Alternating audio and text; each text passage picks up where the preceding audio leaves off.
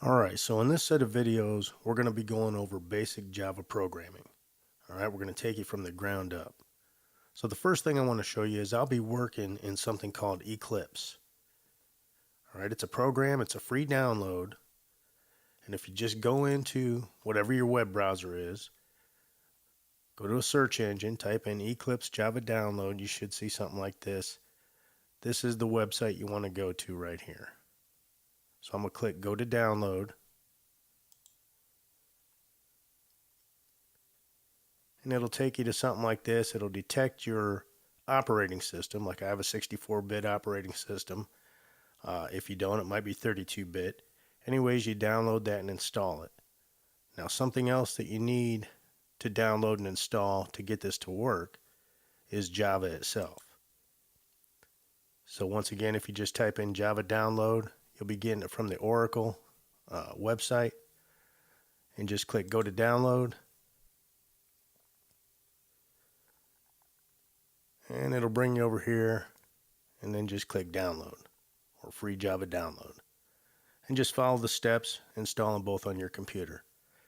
If for some reason you don't have that or you cannot install them on your computer, you can go to this website here, browxy.com, and they have a new version, but we're going to be working in this one here because I'm going to show you a few things. But if this isn't here by the time you look at this video, check out the new one. It's at www.beta.browxy.com.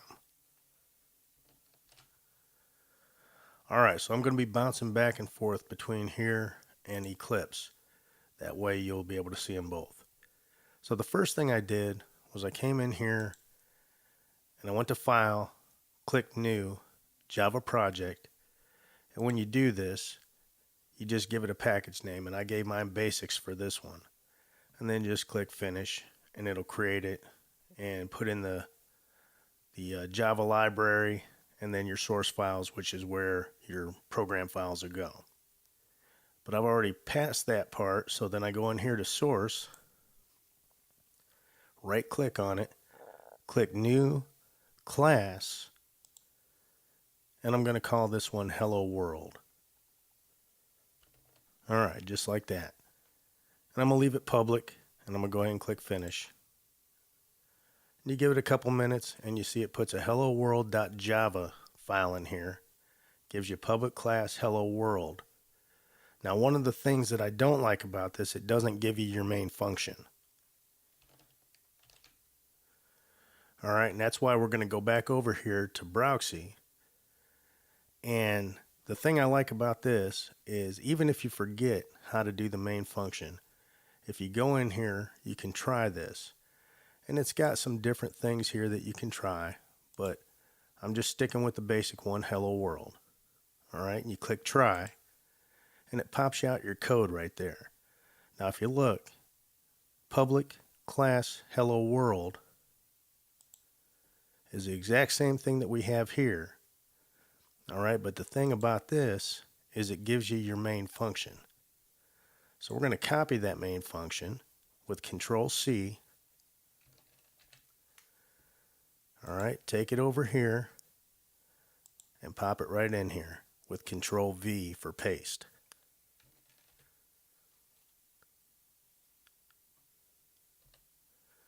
Alright, so it'll look something like that. I'm going to tighten it up a little bit. Alright, so all I did was clean it up a little bit and make it all line up nice. Put tabs in here because you want to indent, and we'll talk about that here in a little bit. Your different classes, your functions, and then your actual code. Alright, so let's just start with this basic stuff right here. So we got a class, and you have to have a class, and the class should be named basically whatever your program is going to do. And for this one, it's just going to print out hello world.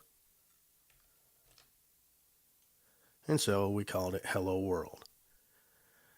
Alright, inside your class, one other thing about the class is whatever your class name is, your file has to have the same name. Alright, so if your class is hello world, your file has to be hello world.java, and it's got to be the same case, in other words, upper and lower case. It's case sensitive. All right, if we change that to a lowercase h out here, it wouldn't work. And I will get into that later. I'll show you a couple things so that you can see that I'm, telling you the truth. All right, and then within your class, you have to have a main function. And it has to look like this here. All right, you can have other functions in here, but you have to have a main function inside your class. And then within your main function, that's where you put your code. And if you notice, your class is surrounded by an open and closed curly bracket. All right, same thing with your main function, open and closed curly bracket. And that's basically a way of grouping things. All right, so by this open and closed curly bracket, we're saying everything within that group or between that is within that class. And likewise, right here, the open and closed curly bracket is saying everything between there is within that function. And we'll get into some other things later, like loops, and you'll see more curly brackets and things like that.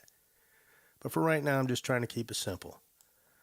All right, so our line of code in here is we're calling to the system dot out for output, dot print-ln for print line, which means it puts a carriage return at the end of the line, and then typing out hello world.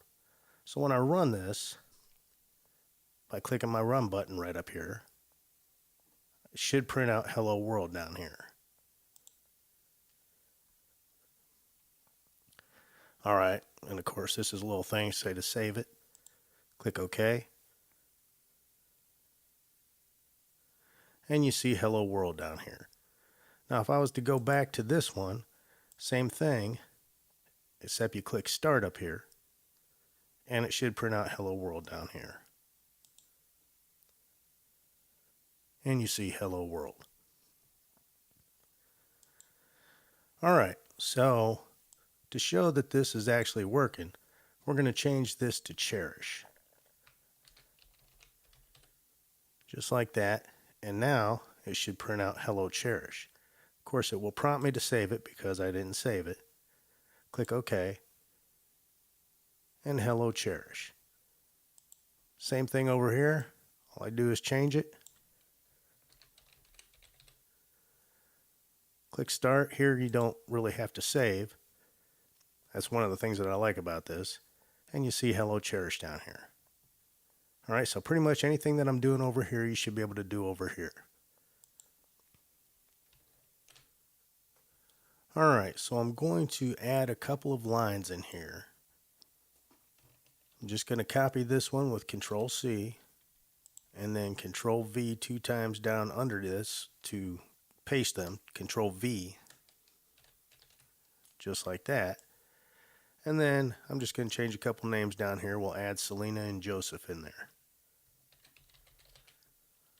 All right, so there's Selena and there's Joseph.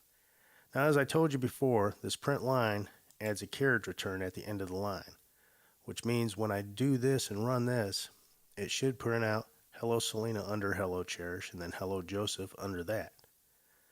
So let's go ahead and run that.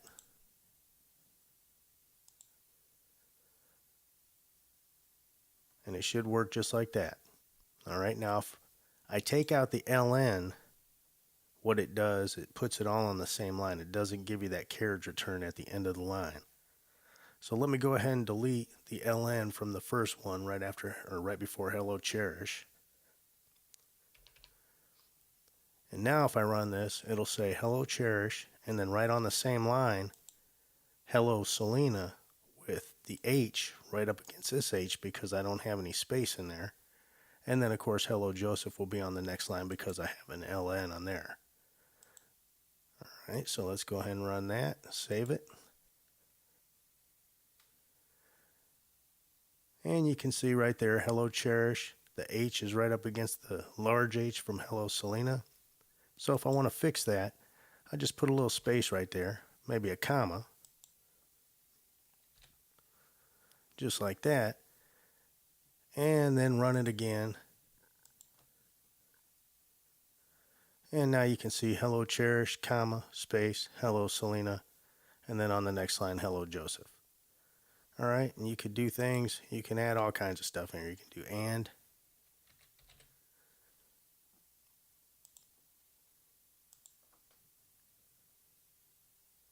So now you got hello Cherish, comma, hello, well, comma, space, hello Selena, and hello Joseph on the next line.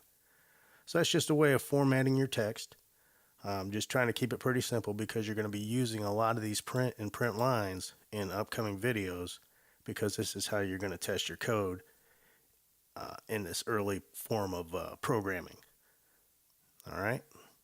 So thanks for watching. We'll see you in the next video, and we'll take it a little bit further.